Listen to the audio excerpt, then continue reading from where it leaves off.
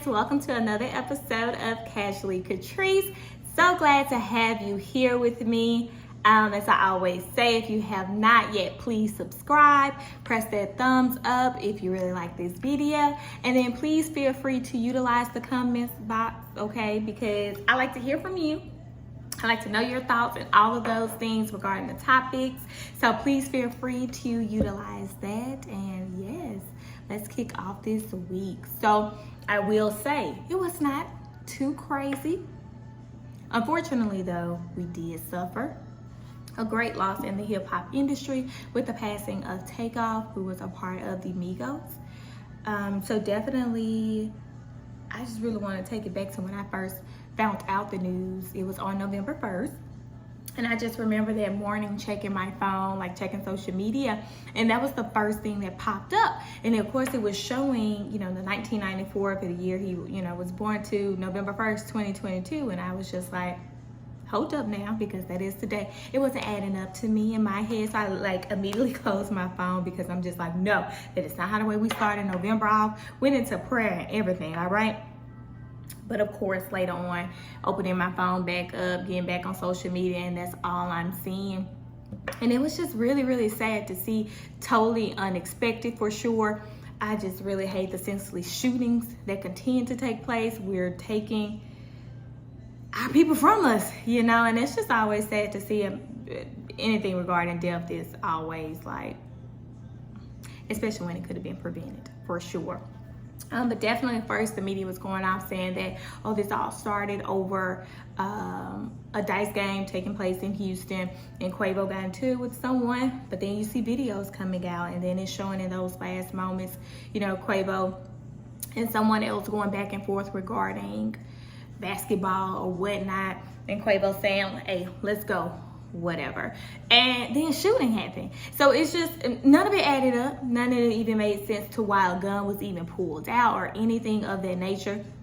I just hate it took place. I hate that those videos are going around, showing TakeOff and things like that. Some things just deserve to be kept private, not for the world to see. At the end of the day, this man has a family or whatnot, but it's social media these days, technology, you can't control it, unfortunately. But I just say rest in love, TakeOff for sure. I did have a chance to meet him at the Toyota Center when he was on tour. The Migos was on tour with Drake. Really seemed like a cool, humble guy for sure. And it's just unfortunate, a life gone too soon for sure. But I definitely would keep him, the fam, in my prayers, the Migos as well. And I just really hope they come together and make sure his legacy lives on. And rolling it back to Drake, all right, him and 21 Savage dropped their album this Friday, titled Her Loss, all right. And definitely I'm pretty sure everybody was waiting on it like, this gonna be legit. And of course it would not be Drake if he did not say some stuff to definitely get the people talking or whatnot. And in a couple of his songs that have been really trending, one of them being Circo Loco, it was being speculated that he may have been talking about Meg Thee Stallion. So yeah, okay, I'm not gonna be able to quote this verbatim, but basically he was saying that he referenced like shot and then like the stallion or whatnot. Ladies that be getting these shots done be looking like stallions or whatnot. But then of course, people also took it to where he could be referencing when Meg Thee Stallion had the shooting that took place with Tory Lanez. And you see what I'm saying? I'm pretty sure it was like a double something that my good friend did. But I also feel like he definitely was throwing subliminals at Meg Thee Stallion, all right? Because later on in that verse, he was talking about, you graduated from college, got your degree, blah, blah, blah. And we all know Meg just graduated not too long ago from TSU. So definitely, I feel like he was coming for her. She even has already made a post herself, basically saying like she's tired of people using this shooting and things of that nature for clout. And I totally feel her. At the end of the day, this has been a subject that has been going on for so long, and it's not even about like her and Tory that's continuously bringing it up. It's other people making mention of it. They weren't even there. I understand if you have like your stance or you want to support your friend or whatever have you, but this is something that's still going on, and I just say, leave it alone. You ain't gotta throw that in your song. You don't have to come for that girl. People stay coming for her, and I don't know why. But definitely, I feel like Drake was talking about her. And he could have been talking about, like I said, ladies being stallions when they get the shot and whatnot. But hopefully, that this case will be over soon, because I'm not gonna tell y'all a story. Like, I ain't tired of people continuously mentioning it. I hope a resolution comes quickly or whatnot. But definitely, Meg girl, just continue to stay strong like you have been. Don't even give these people the power, the attention, or anything of that nature. Look at it, just lyrics in the song. We're gonna keep pushing forward, all right? But outside of that, he had another song called Middle of the Ocean, where he brought up Serena Williams' husband. If you don't know, like, Serena and Drake were said to have been, talking or whatnot back in the past, around 2015-ish, well, honestly dating back to 2011. Y'all went and did some research, all right? But they have been rocking for quite some time or whatever. They never confirmed a relationship or anything of that nature, but you just had to see them at the matches and them out and about. Photos of them kissing and things like that had went around and whatnot. Needless to say, this lady has been married, okay, for quite some time to Alexis. So even bringing him up in a song made no sense whatsoever. But anyway, so basically he called Alexis Serena's husband a groupie or whatnot. And of course he said some other things, but that was the gist of it. And so since then, Alexis has replied back and basically saying he's winning in life. So like I was saying about for me, you winning, honey. Don't even let this worry you or whatnot. And he said he would be a groupie for his wife and his child. And I'm like, yes, sir. Say that ish, okay? At the end of the day, I just feel like my poor friend's still hurting or whatnot. I'm really not sure though, because this happened so long ago. But it is what it is. Alexis winning, he ain't tripping. And we're going to keep moving forward. At the end of the day, I feel like, Drake, he's going to spit his feelings for sure. And like I always say, he going to get the people to talking, because the people are talking, right? And these songs has been in the media, and I always feel like promotion always helps. And got people talking about the Her Loss album. I wish I'd talk more about 21 though. But hey, Drake gonna do Drake, and that's just what it is. So we'll see how the way this album continues to boom for them. But yeah, rolling over into the sports world, okay, because they have been coming for my friend Kyrie. But first of all, before we even get there, let's just talk about how the way the Brooklyn Nets have been having quite a few issues going on. They recently fired Steve Nash. All right, now they're looking for a new coach. It is being rumored that it will be Ime from the Celtics. As you know, he was recently suspended for everything he had going on, including cheating on my good friend Nia.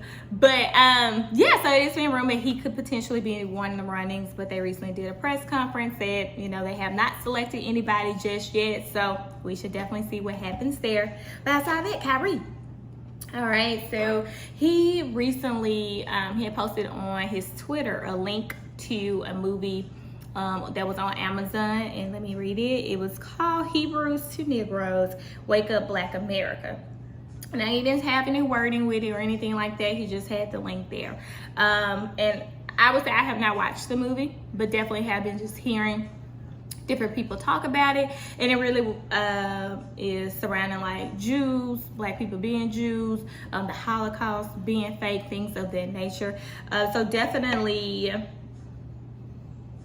offensive to the Jewish community. And he recently did a press conference at first where he talked about how the way, he just came across this movie. He was looking it up because, I feel like he's a part of that community or whatnot. He posted it, thought nothing of it, went to sleep. Woke up, of course, all this controversy and things like that is happening. And I do think they were seeking an apology from him originally at first, but when he did the press conference after a game, he basically was not apologetic. It seemed like he was more on the defense regarding being considered anti-Semitic and things of that nature. And that's mostly what he was focusing in on. But of course, the apology didn't happen, so it kept stirring. And of course, with even Adam Sandler Adam Silver getting involved as well, and basically saying how the way he was disappointed in how the way Kyrie handled that particular interview, and how the way he will be reaching out to him, meeting with him, and things of that nature. So roll over. Okay, Kyrie ends up getting suspended for 5 games from the Nets without pay, and it was said that it could be longer or whatnot. Nike ends up letting him go. He had Pepsi deal from his move with Uncle Drew and all of that. They end up letting him go. So of course he's starting to see the loss that is taking from, you know, what he said, the promotion of the movie or whatnot. Yeah, so from there he has issued an apology via his Instagram, where he was just basically saying, he said himself during that press conference, he was on defense or whatnot. He has done his research and realized, you know, the hurt that he did cause and things of that nature, and how the way he really wants to move forward from it, take the necessary steps needed in order to make things better or whatnot. Oh, that's one thing I forgot to say, y'all. Before that as well, him and the Nets had donated $500K to an organization representing for the Jews or whatnot, and they declined it after their press conference because they felt like he wasn't really being sincere. He didn't feel bad for what he had done. But yeah, roll back over though. So he has apologized and things like that. And the Nets, I'm gonna put this up here on the video because it's too much to go through, but they have listed out some steps that they want Kyrie to do before he's able to come back to play or whatnot. You know, one being about the apology, meeting with the Jewish community, and things of that nature, basically to really show he understands the severity of what he did, and that he really is trying to move forward. So we'll definitely see how long it takes him to accomplish everything listed, but he cannot play again until all of that is taken care of. So we shall see, friends. We shall see.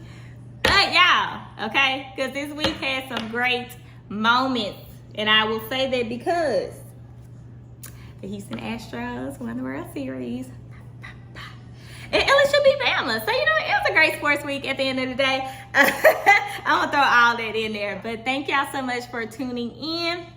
I hope you enjoyed today's episode. Like I said, comment below, hit the thumbs up if you enjoyed it.